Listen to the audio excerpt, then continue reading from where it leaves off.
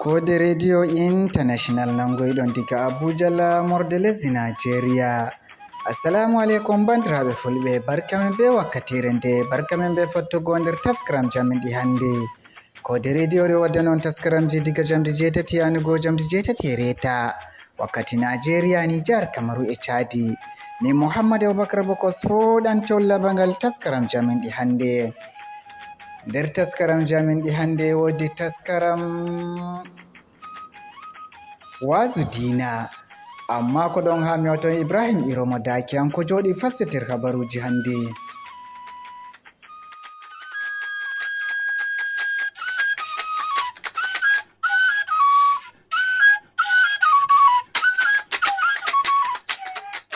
Derɗiraɓe assalamu alaikum, barka meɗen e kikkiɗe aran da ɓurduɗi nder habaruji ɗin. Agal konyanko'en Nigeria tabbitini mayde soja en maɓɓe jowo idiwal Abia. Ballo malla shukko sakatarejo jam'iyawa lamotonga nga ANC Afrika fombinari wi horejo maga jippatako dow korowal muɗum. Yande Amurka inanta Birtaniya bari yimɓe 14 e leydi Yemen.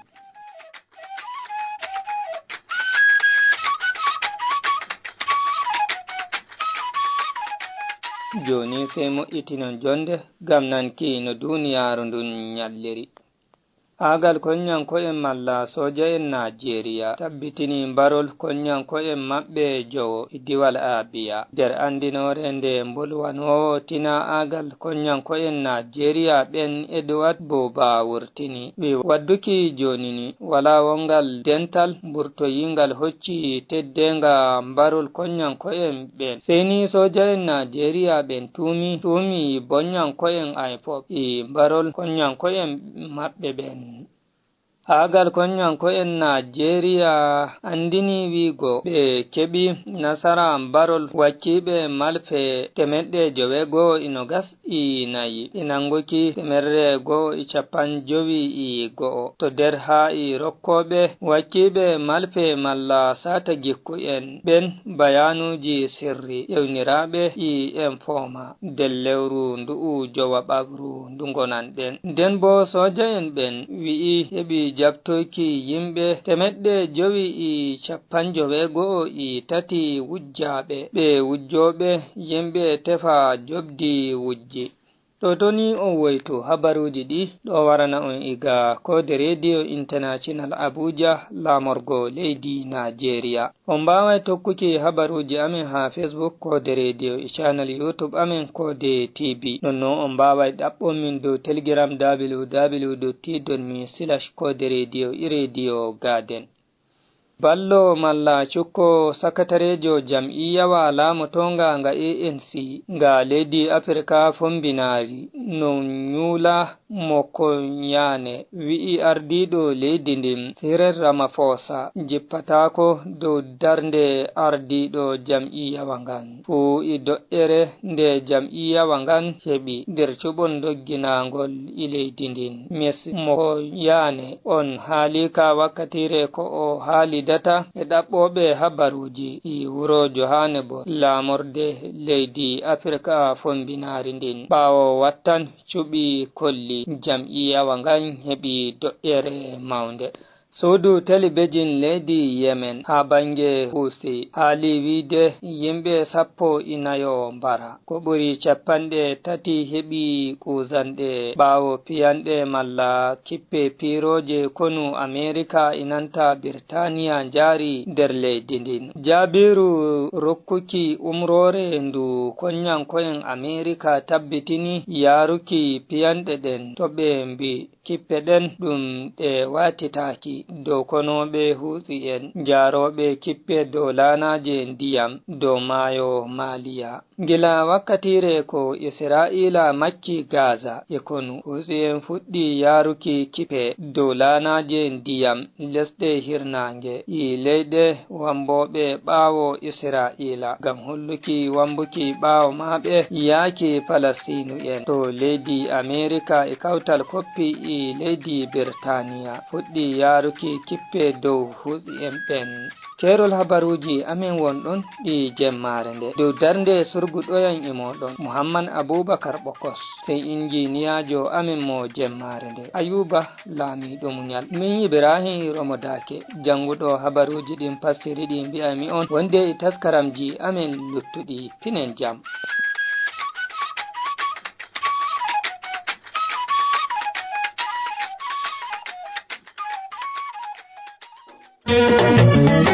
miɗo nana belɗum heɗitago kubaruji kode radio international ha kilohas 1295 deidai jamdi 8 yahango 8 e reta jamma agogo Nigeria Kamaru Niger enanta Chadi non bo jamdi 7 yahango 7 e reta agogo UTC. Ibrahim Romodaki yettama ha findinore ɓawo kabaruji hawtade Abdourahmane giɗaɗo jarumi dow yofuki ardiɗo mi yetti Allah kawtal hoore. hitordu mobgal leddi hokki umrore ɗum yofa Alhaji Bello Boɗejo ardiɗo kawtal mi yetti Allah kawtal hoore mo leddi Nigeria ardiɗo andiraɗo laamiɗo fulɓe Afrika. hitordu ndun tawi kitaka ɓawo ni nde gommati mobgal leddi les ministajo caria Latif Fagoymi tampi nangirgo mo e ayibe ko miskala zarratin ayibe ni ko da ɗum gabbel sarawo ha dow ko ɓe tumirta mo e latago nder saggarle en. jofol mako bo waɗi bandiraɓe fulɓe ummodi e seyo woɓɓe nder maɓɓe jalɗiri hitordu ɗo kolla seyo woɓɓe bo nde nani ka ha cuuɗi sakugo habaruji ngaɗi ko seseytago ɓe jakake hadisire annabijo sallallahu alaihi wasallam winde to hunde seyo tawi banda jaha ceyanoɗa ɗum to hunde suno tawimo bo jaha ballamo suno ɗo ko ɓe ɗowtani. jofol mako na ɗum nasaraku seɗɗa heɓa ha dow kala pullo fuu e ma kala ɓi leddi Nigeria marɗo haaje tabbitingo jonde jam. ngam ɗo holla duniya wiigo hanko ardiɗo fulɓe Alhaji Abdullahi Bello Boɗejo ɗum gimɗo jinnuɗo darnde gimɗo gongajo kulo Allah giɗɗo waddugo jonde jam heɓo ha Nigeria hakkunde fulɓe remoɓe e waynaɓe giɗɗo yigo bo ɗum honi kala kalluɗo gaɗowo bononda guyka ummatore ko guyka dabbaji ha ladde fuu. kiita kan bo semtini konna en maako feɓanoɓe mo sharru ngam tan yigo ɗum tampini mo. haɗo min ɗo kokka Alhaji Abdullahi Bello Boɗejo munyal. daga arande munyal ngal o munyi jawmirawo ceerno ɗo wondi e maako inna allaha ma sabirin Allah ɗo wondi e muyiɓe nde o munyi bo Allah jallimo dow konne en. ngam majum an ardiɗo fulɓe kawtal hoore Alhaji Abdullahi Bello Boɗejo tato somu tiiɗa tato faɓɓitin tiiɗal ngal ardinɗa ɗum tabbitingo jonde jam ha leddi Nigeria ɗum wangingo taskaram eltugo banga en naata ladde hona halluɓe ngam heɓgo jonde jam waynaɓe nana belɗum remoɓe bo nana belɗum.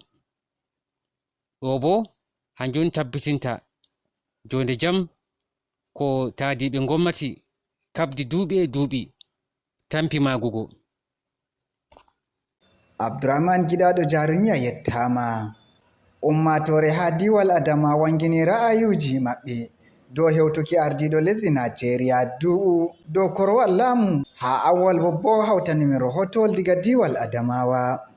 laruki ardiɗo leydi nigeria asiwaju ahmed bola tinubu hewti nduɓu ha ardugal leydi nigeria non man waɗi ummatore wonɓe yola fada lamorde diwal adamawa wanginini kode radio international holli dow wiki kamɓe fa ha joni ɓeɗo nana ko ɓe nanata ha ɓalli maɓɓe dow ko larani saɗirma e ngendam hedi wakkere feere bo woɓɓe ɗo mana ardiɗo leydi nigeria dow wiki mo habdi ko larini fiji rento e nanta fiji jangde ngam saɗirma ɗum ummatore wontiri na nder leydi nigeria tan luttuɗi lesɗi feere ɗo habda be irin saɗirma maji. Indian Ibrahim to alhamdulillahi aranni dole en yetta jomirawo ha en heediri fuu ko waɗi kam ardiɗo leddi waɗi ndungu go'o ha dow korwal mako alhamdulillahi en yamɓe en ɗo ñama en ɗo yara amma hundeji kam fa wonno ɗi woni ɗume on hundeji wonno ɗi woni ko ɗume ɗum ɗo satiti non hande ta yehi luumo a sodan butandu ni ta so gotel 2000 hadda 500 da 300 wala no wala hundeji man paɗɗi ɗo satiti ɗedde Allah hoynu en bedda do'a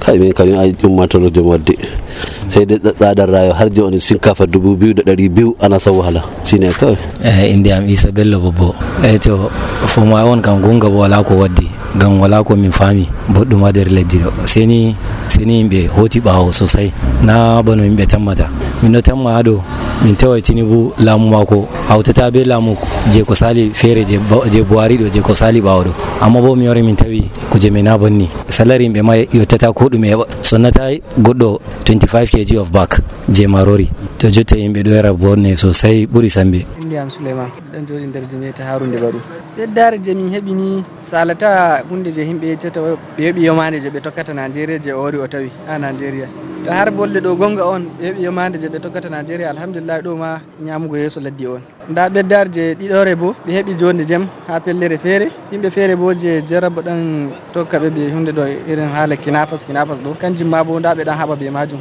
fu ɓeddari on ha amin bo min heɓi ɓeddari ha ɓangal ilmi ngam jotta jangirde ɓukkoye ɓeddi dow nane ngam ɗon fellere feere je ɓe wala yahugo makaranta jotta fu ɓeɗen yaha makaranta ɓeɗen heɓa hakkilo ma ɓeɗen waali ɓeɗen janga ɗo ma fu ɓeddari bo min heɓi ɓeddari ha dow ñamudu ɓeɗen woka hunde man saɗi on amma na wala woodi ɗum ha leddi na wala woodi a nani goɗɗo ɗan woka weelo ni to o immay o tefi on bo a andi gomnati bo wala no watta waddanama ko a ñama ha saare ma sai ni ta a tefi ɗo bo to Allah jaɓi yardi a heɓa saada ɗo bo ha duniya fat na ha Nigeria nawata amin a tawan wala leddi je a tawata hunde ɗo ɗan saɗi bana min ɗo miɗan wonta miɗan nasta ha Kamaru ta yehi Kamaru minon min ɗon woka ɗo ɓe ɓuri amin wokugo ngam hundeji maɓɓe ɓurdi amin salugo jotta hatton. Ra'ayi woɓɓe kadi joɗiɓe nder yola fada lamorde diwal Adamawa no ɓe wanginini ra'ayi maɓɓe hewtiki nduɓu ɗum ardiɗo leydi Nigeria hewti ha dow laamu joni kam sai min wiya Allah wallu Awwal Bobo Kode Radio International diga yola diwal Adamawa leydi Nigeria.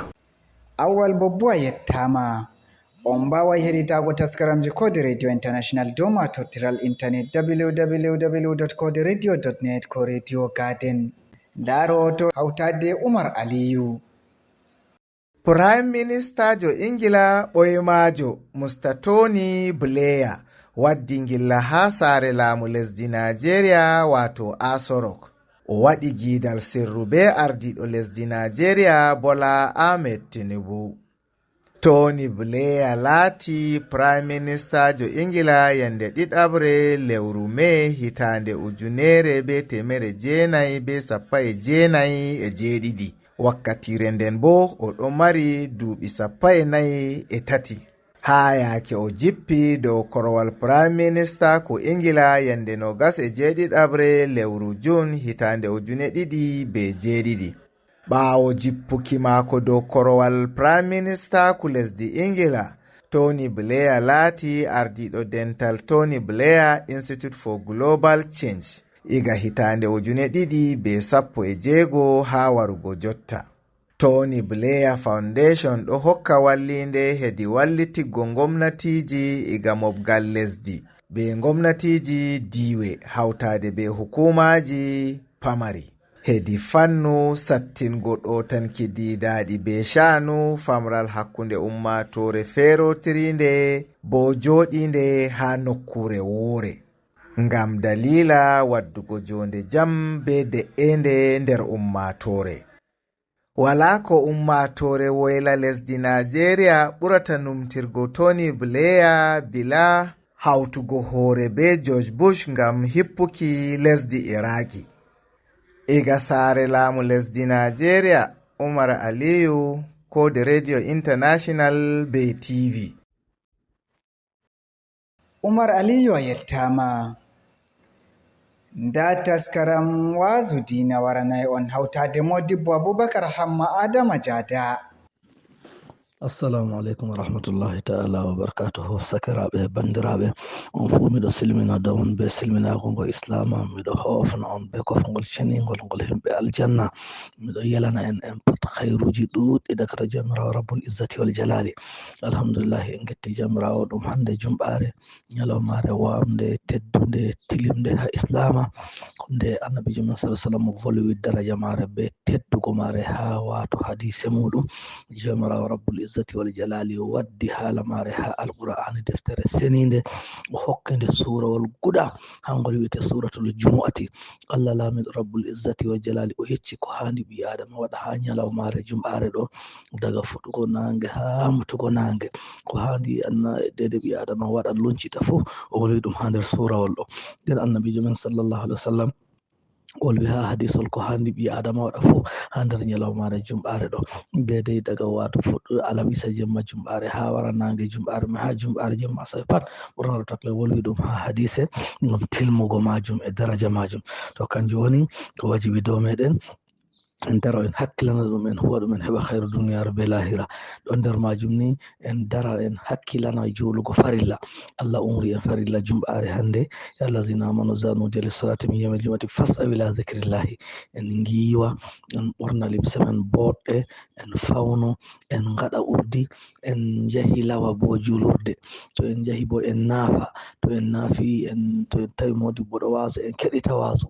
Galiban ɓe fassirana en khutba liman kafin liman yotta. To en tawa modibbo bo ɗo bo en ɗon jokka ibada men, en ɗon naafa naafe, en ɗon janga alqur'ani, en ɗon tasbina ha liman wara en juula. To en juuli en timmini nden en kota ci'e. To en hoti kadi mo hoti fu bo naafa darɗe ɗiɗi hanje wiyete ratibatayil jum'ati. Hadisol sayda maimuna wiya nabijo sallallahu alaihi wasallam kala nde jumɓi hoti fuu naafan darɗe ɗiɗi ratibatayil jum'ati. To en hakkilana ɗe, nden annabijo man sallallahu alaihi wasallam o lori o solni en ha nde ɗo ɗuɗɗingo ibada. O wi en Allah ɗo mari wakkatiyel, Allah ko ɓi adama tongo ɓi adama fondama be magel tori Allah jabay. To en ɗuɗɗino ibada ɓe ñukkini ngel ngam heɓa en tiiɗa be ibada be torde Allah hawa ñannarmare ɓe fuu. To en daro en tiiɗo be ibada be ngam en keɓa hayru, en heɓa jaɓanego, en toro Allah bo hande ɗo ɗum ñalawmare jawabu.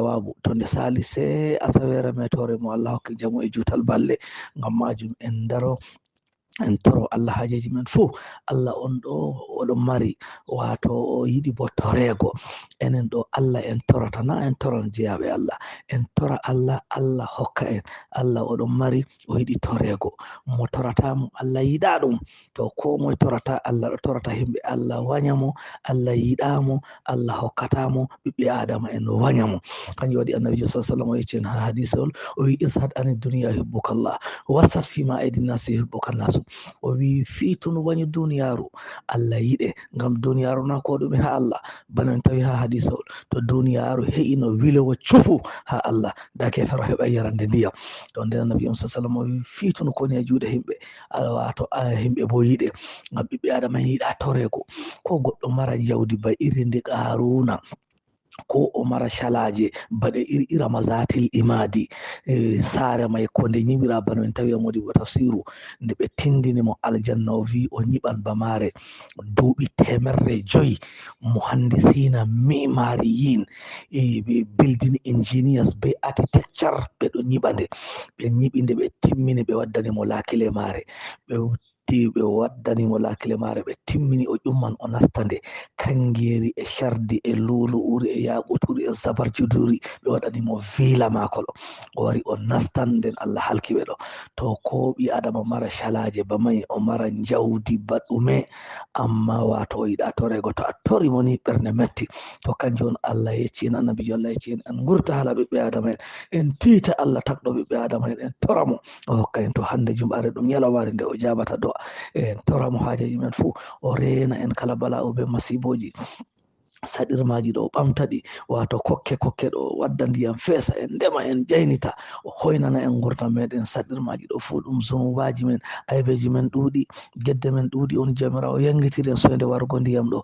aybe men be gedde men ɗuuɗi jomirawo waɗi gulɗum fanti ɗo, aybe men be zunubaji men ɗuuɗi kanjum jomirawo waddani en saɗende ɗo. ko yiɗi en lorta en tita mo, to handi en tita jomirawo, en tuuba zunubaji men o yafana en tora bo o jabana en hajeji meɗen, o huɓana en ko ɗume. nden bo ɗum hande jumɓare ɗum nyalawmare onde en jangata suratul kafi ngam yanande meɗen bo heɓa jaygol, en keɓa annura. nden bo ɗum nyalawmare onde en jangata dedei salatu ɗo annabijo sallam en ɗuɗɗina salatu ɗo annabijo ɓeddan imanu, salatu annabijo sallam ɓeddan kulol Allah. majum hande ɗo annabijo umri ha nassi hadisewol ngol Bukhari be Muslim waddi, khairu ayyamikum yawmul jum'a فيه خلق آدم وفيه تيب عليه وفيه أدخل الجنة وفيه أخرج فيها وفيه النفخة وفيه الصيقة فأكثروا علي من الصلاة فإن صلاتكم علي معروضة فإن أكثركم عندي صلاة أقربكم عندي منزلة يوم القيامة. النبي صلى الله عليه وسلم أوي وأتو نيلا ما رجل وامد بماري الله تجي النبي آدم وحكمة كو تجي النبي آدم يندي جمعة دو ngam wato ɓiɓɓe Adamu kanjum wato ɓe ndewa Allah, kanjum waɗi o farliɗini jumɓare dow maɓɓe hikima mai ngam ibada. na ɗum Adamu jumɓare tagana, to ɓiɓɓe Adamu pat bo ko ɓe ngari ɓe huwa duniyaru ngam ɓe rewa Allah. wa ma khalaqtul jinna wal insa illa liya'buduni ma uridu minhum min rizqin ma uridu an yudimun inna Allaha huwa razzaq dhul quwwatil matin. Allah tagi en waddi en duniyaru ngam en ndewa Allah tan, to ɓiɓɓe Adamu ɗo ɓe rewra Allah ɓe none ibada je kamala, kanjum woni Allah farliɗini jumɓare dow meɗen. nyalawmare mai nde ibada tan daga jotta fuɗugo nange, surol mai ma wato ɗo senna sennoje jomirawo. enen modi ɓe wi en senna jamirawo ba suratul jumati na fuɗɗiri sennugo Allah na, enen bo en senna Allah ngam ko Allah tagi fu yusabbihu lillahi ma fi samawati wa ma fil ard, kala ko Allah tagi fu ɗo senna Allah, enen ma en senna Allah. hande ɗo ni modi ɓe wi en ta ɓi adama ngakka subhanallahi wa bihamdi subhanallahi alazim ɗo ko kanjum ni a hetta ngakka temerre ko bo yahugo ujunere. ko waɗi ngam hadisa al-Bukhari be Muslim muttafaqun alayhi, annabi min wiya kalimatani khafifatani ala lisani thaqilatani fil mizani habibatani ila rahmani subhanallahi wa bihamdihi subhanallahi alazim. to kanjum waɗi en waɗa en dede en senna Allah aran sura ha wakkati dede to zawal waɗi zura waɗi ɗo bo en yaha en giwa en fauna en ɓorna en dilla jumɓare en jumɓa. to fa iza qudiyati salatu bo fantashiru fil ardi wattaqu min fadlillahi. to jumɓa timmi bo mallum hota ɗo jangina mo butik maɓɓita shago wato fildude muɗum, dillo lumo dilla ko moye tefa halal.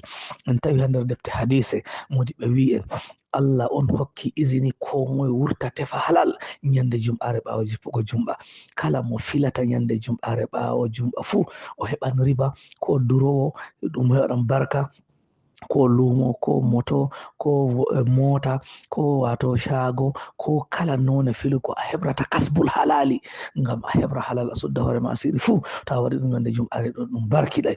nden ha ragare sura wala ragare nyalawmare Allah wi waskurullaha, ngaɗe zikiri kanjum en ɗo bo en kawta en ngaɗa zikiri en inna Allah. feere ma wawan a joɗa a waɗa ha nder suudu, a wawan bo a hawta be jamare a julurde, Allah on hokki izini ha o wiyata dede waskurullaha kathiran ɗo. to a yiɗi a joɗi feere mama hadisol wi ana jamirawo wi hadisol qudus ana jalisu man zakarani, to man zakarani fi nafsi zakartuhu fi nafsi. to a wurti a wari nder jama'are kikiɗe wakkati nange ɓaɗi mutugo on hawti ha julurde ɗo bo a waɗi a naftiri be hadisol man zakarani fi mala'in zakartuhu fi mala'in khairu min mala'ihi. to kanjum waɗi en hakkilana zikiri jumɓare, en hakkilana salatu annabi sallam, en hakkilana ibada, en hakkilana jango suratul kafi, en hakkilana dewe pat ngam en heɓa khairu duniyaru be lahira. nden bil idafati bo en ɗo ha nder lewru zulqida, lewru zulqida lewru mawndu teddundu tilimdu ha nder lebbi fuu ndu khairuji ɗuɗɗum ha maaro. to en waɗi minti 9 ha dilla leppol ɗiɗaɓol deuxiéme vocal.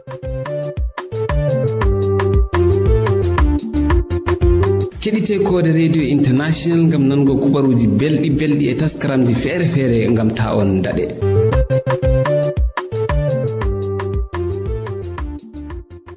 Modibbo Abubakar Hamma Adama Jada a yettama. nda taskaram kawtal koppe ka radio france international fulfulde be kode radio e tv. Faggudu e ɓamtare Afrique. Abdoulaye Dicko.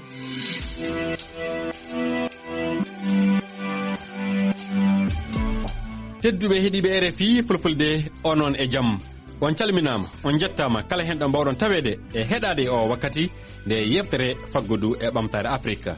Hannden yewtere nde ana fawi e dow margol dabaji.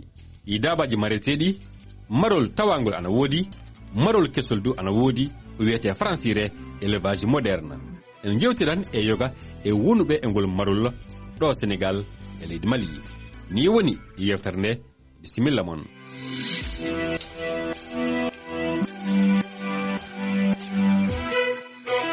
E jonte ƴaɓɓiɗe ɗe min tawanoma e ley commune Richard Toll rewo o leydi Sénégal e toon maroɓe hewɓe jaɓi miijongol marol kesol ko ɓe noddir toon gaynaka kesa. Hoɗum jaati woni ka gaynaka kesa keɗoɗen ɗo Cheikh Oumar Diallo o mo Paté Badjo. Gaynaka kesa ko ɓuri won hoore ko fof ko miiyoɓe kosam min jeeyata. Gaynaka ko aɗa andi gaynaka jogui tan ngaluji ɗiɗi jogui ko tewo kosam. Minen noon min guuri ko kosam nayyi he. Min guurani joni tew nayyi ni ko kosam nayyi min guuri. Nayyi ɗi kadi guure kosam heeɗi. Aɗan sa haali haala kosam kina nayyi ɗi keɓota fan so kosam ɗam wawa heɓede. Kosam du haala muɗum haale kina tawi aɗa jogui nayyi bawɗi hokkudema kosam. Nayyi men cosaan ɗi kewani kosam no fewi. Sa yiɗi wuuro koɗon gaynaka mbeɗa mbahla nayyi ɗi wona métisaji comme métis mbambiliar walla oto sahen ɗin ɓuuri wat kosam. Ɗin ɓuuri waw dara place goto taw nayyi ɗi kewani hen ha ɓuuri taw ɗum mbawi wurdema gora koye mumen. Hono hen an a heeɓi wadde ɗi nayyi ɗi métisaji keɓa ɗin ɗon nayyi dokkuji kosam. Eyyi mi heeɓi wadde ɗum joni mbeɗa jogui ɗon nayyi métisaji naggue hen woni hen ɓuuri e sappo ɗiɗi. Ɗiɗo noon sa dañi hen 5-6 ene mbawma wuur gora koye mumen. Joni duuɓi 7 aɗa e ka gaynaka kesa hoɗum wayliti e gurdam maɗa. Min idan mi egganno mi wona ladde isi nden gurdam min gurnoɗam muusi saabu min galano hoɗorde min koɗano min janggentano ɓeɓɓe anem joni mbeɗa men place goto mbe min janggen ɓeɓɓe anem mbeɗa min koɗi min miejema joni mahade min poɗɗe mahade min mbaɗi foof idan min gandano ɗum min kuccano ɗum min kuccino tan ko nayyi ɗi min cogguɗi min gona ladde mbe min ndiwno kadi yo nayyi keew. Joni ɗo waɗa tolni min atti riwi yo nayyi keew ndiwami tan ko dañde intérêt nayyi hen tolni foof wawde liggade hami dañi hen gartam nder heeɗi. Aɗa andi joni ɗiɗo nayyi métisaji ɗi kalɗa haala muɗum ɗi ko sifaji ɗiɗi ɗum heɓirte ena heeɓi ngaari kala hal wonori e ley sewre ma nde ɗum woni e ley nayyi ma ɗi walla sa pompiɗi walla mbiyanno sa waɗi ɗe inséminé an hono hen hoɗum nawtere. Pour am yiro o ko insémination mbaɗno min dañmi hen kolci ɗiɗi bitti ko dañmi porcé goto waɗimi financé sodanimi hen naggue ngaari ko ɗon puɗɗormi min e métisaji ni joni noon mbeɗa leggoro gueɗe fof mbeɗa leggoro ngaari ndi mbeɗa leggoro insémination o. Aɗa andi ɗin ɗon nayyi métisaji ɗi jogal majji ɗum wona ko weeɓi guure majji cafaji hon hen wuri. Nayyi ɗi joni jogal ene weeɓi saɗani saabu ko heeɗi ɓuuri nayyi men ɗe ko ɗi jaltenta kosam. Sa ƴeewi joni naggue hen ñamamo joni kiloji 3 walla 4 par ñalawma hen wawama adda lettre 17 walla ɗum hen ɓuuri naggue ɓiro lettre uji ɗi tawana ñama kilo 2 ripas ko nafoore. Joggal ngal saɗani yimɓe mankuɗi faam tan sa faami tan joggal ngal ɓuuri weeɓode e boom saabu ko ɗi gaddata bénéfice ko ɓuuri ko ɗe to gaddata.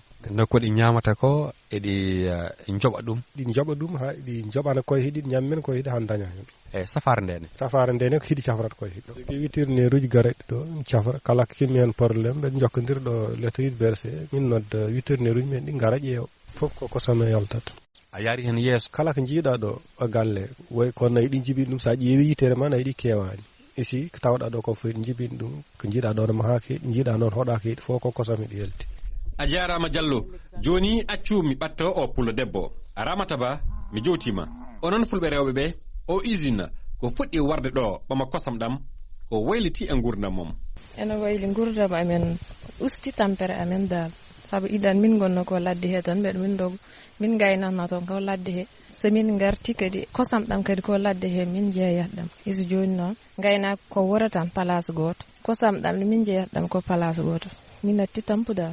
On natti tampude on natti du gure nde wonno lelade tan gonno ɗon nden soɗon egganno eggidan e galle o fof eggan. Ha ɗo fu min gaddira gare taskaram jaminɗe hande mo itinɗo taskaram jande Ibrahim Iromo Dake kawtuɗo taskaramji hande ɓe leɗi Ibrahim Iromo Dake min Muhammad Abubakar Bokkos wiyata on balen jam.